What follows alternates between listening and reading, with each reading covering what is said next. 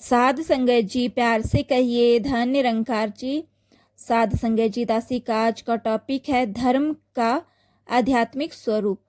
जो भी चैनल में नए हैं कृपया करके सबसे पहले चैनल को सब्सक्राइब कर लें, लाइक शेयर और कमेंट में धन निरंकार जी भी लिखें और अंत तक जरूर सुने। बहुत दिनों के बाद दासी आज वीडियो डाल रही है तो कृपया करके लाइक सभी करें। प्रकृति और परमात्मा से मिलकर ही यह सृष्टि बनी है। दोनों एक दूसरे में समाये हैं, किंतु दोनों का अस्तित्व अलग अलग है।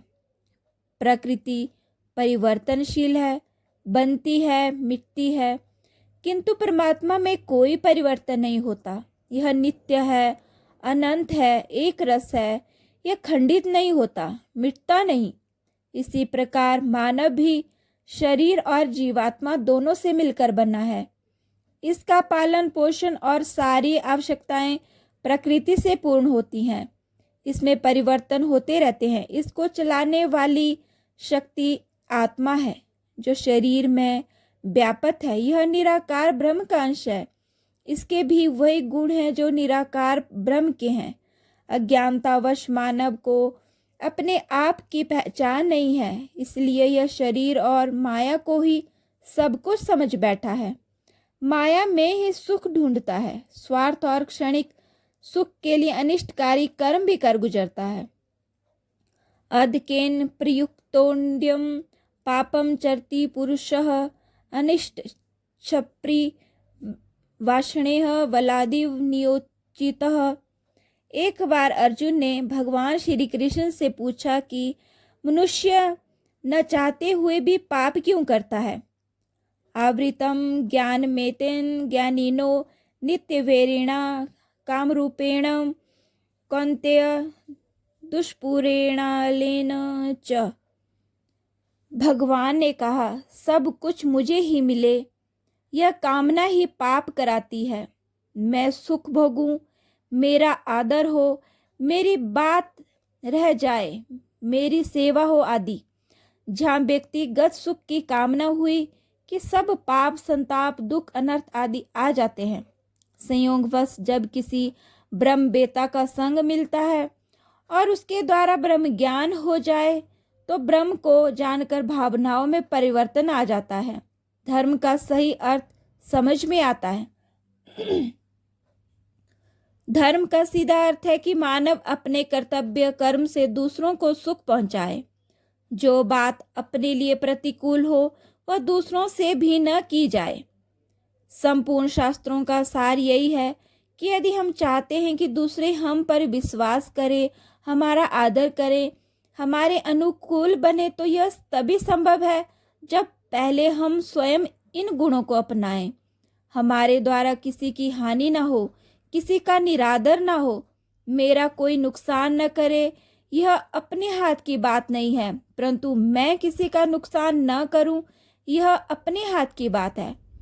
जो व्यक्ति ऐसा सोचता है कि मैं किसी को बुरा न समझूं, मेरे द्वारा किसी का निरादर न हो, ऐसा व्यक्ति धर्मात्मा होता है। इस संसार में विचरते हुए सभी प्रकार के व्यक्तियों से वार्तालाप होता है। एक व्यक्ति सज्जन पुरुष है, ईमानदार है, शुभ कर्म करने वाला है और मधुर भाषी है। दूसरा कोई व्यक्ति दुष्ट प्रवृत्ति वाला है, चोर है, बेईमान है, सभी बुराइयां उसमें हैं। प्रभु प्रेमी दोनों में ब्रह्म तत्व देखते हैं, दोनों को प्रभु की संतान मानते हैं। ब्रह्म तत्व की ओर दृष्टि रखने वाला महात्मा ही समदृष्टि कहलाता है। दुष्ट व्यक्ति को देखकर यदि दुष्टता का भाव आए, ग्लानि आए, तो वह समदर्शी नहीं हो सकता। ब्रह्मज्ञानी समदर्शी होते हैं। वह उनका भी भला चाहते हैं और प्रत्येक प्रयत्न करते हैं कि उनका कल्याण हो जाए। वे दुष्प्रवृत्तियों को त्याग कर सन्मार्ग को अपनाएं।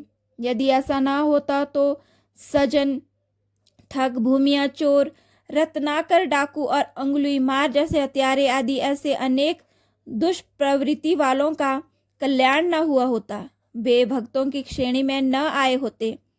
संत और सतगुरु सबके प्रति दयावान होते हैं, सबका भला चाहते हैं, भला करते हैं। सुहृदय सर्वभूतानाम, संपूर्ण प्राणी मात्र के प्रति इनकी शुभकामना होती है। इनकी शिक्षा है कि दूसरों के साथ स्नेह रखते हुए व्यवहार तो यथा योग्य अपने अधिकार के अनुसार ही करना चाहिए, पर दोष नहीं देखने चाहिए। किसी के दोष देखने का हमारा अधिकार नहीं है।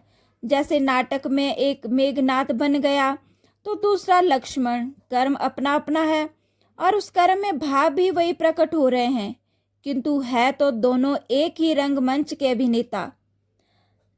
कर्म में विरोध है किंतु मन में विरोध नहीं है। इसी प्रकार संत विविध प्रकार से व्यवहार करते हुए भीतर से ब्रह्म तत्व को ही देखते हैं। इतिहास से पता चलता है कि आज उन्हीं का अस्तित्व कायम है जिनमें प्यार, नम्रता, सद्भावना, विशालता और सहनशीलता जैसे गुण कायम थे।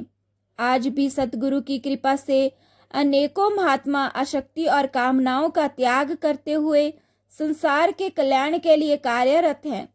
आग में तपकर सोना जैसे शुद्ध हो जाता है, इसी प्रकार सतगुरु के मार्गदर्शन की संगति से मानव में आध्यात्मिक भाव आ जाते हैं और अहम भाव और देह भाव छूट जाता है और उसके स्थान पर आत्म भाव आता है, तो व्यवहार में आध्यात्मिकता झलकती है। फिर मानव सारे संसार में एक ही परम सत्ता का अनुभव करता है। संत निरंकारी मिशन अद्वैत का मिशन है, उत्तम संस्कार और सहज जीवन जीने वालों का मिशन है। मिशन के सरल, सहज और सारगर्भित सिद्धांत हर मानव को जीवन जीने की कला से परिचित करा रहे हैं। मिशन की शिक्षा है कि हर मानव ईश्वर में पूर्ण आस्था रखते हुए अपने गृहस्थ के सारे कर्तव्यों का निष्ठा से पालन करते हुए समग्र भाव से प्रभु की रजा में राजी रहते हुए जीवन की यात्रा को तय करें। निरंकारी सतगुरु माता सुदीक्षा जी महाराज कहते हैं कि कर्म को ज्ञान से जोड़ते हुए स्वयं को भक्ति में परिपूर्ण करके पूर्ण विश्वास के साथ आगे बढ़ना है। प्रभु हर पल हमारा सहायक है, रक्षक है, पालक है। हनुमान जी को विश्वास था कि भगवान राम की शक्ति उनके साथ है, इसलिए वह कठिन से कठिन कार्यों को भी सुगमता से कर गए। आज हर संत का कर्तव्य है कि सतगुरु के इशारों को समझे।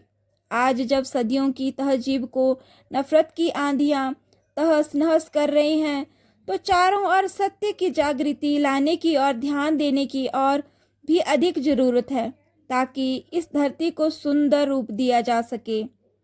झूठ अक्सर बड़ी तेजी से फैलता है, लेकिन सत्य का वातावरण बनाने के लिए बहुत प्रयत्न करने पड़ते हैं और यह प्रयत्न भक्तजन ही करते हैं, जिससे धरती का हर मानव सुख से भी जी सके। यह मिशन पूरी मानवता का मिशन है। अतः यह आध्यात्मिकता के साथ साथ लोक कल्याण के कार्यों में भी रत है, जैसे सादा शादियां, नशाबंदी, नैतिक शिक्षा और रक्तदान शिविर लगाकर इस कमी को पूरा करने में योगदान दे रहा है। मानव का यह लोक भी सुखी कर रहा है। निरंकारी सत्संग व निरंकारी संत समागम में हर वर्ग, भाषा, क्षेत्र व विभिन्न संस्कृतियों के लोग सत्संग सुनते हैं। सतगुरु के दिव्य दर्शन करके तथा उच्चोपदेशीय प्रवचन सुनकर आनंद विभोर होते हैं। वेदों उपनिषदों से चली आ रही वसुदेव कुटुंबकम की आध्यात्मिक भावना परिलक्षित होती है। प्रमाणित शास्त्रों, धर्म ग्रंथों एवं तत्वदर्शी महात्माओं के संदेशों, उपदेशों को यह निरंकारी मिशन प्रसारित कर रहा है, जिससे सारे संसार को मानव एक परिवार की भांति समझकर जीवन जी सके। आज यूट्यूब को देखें तो मिशन की जो भी लाइव प्रोग्राम होते हैं, हर दिन जो भी समागम होता है वो लाइव टेलीकास्ट किया जाता है, तो सभी संत महात्मा उन सभी चीज़ों का भी लाभ उठाएं। प्यार से कहिए धन निरंकार जी। बोलिए सतगुरु माता सुदीक्षा सविंदर हरदेव जी महाराज की जय।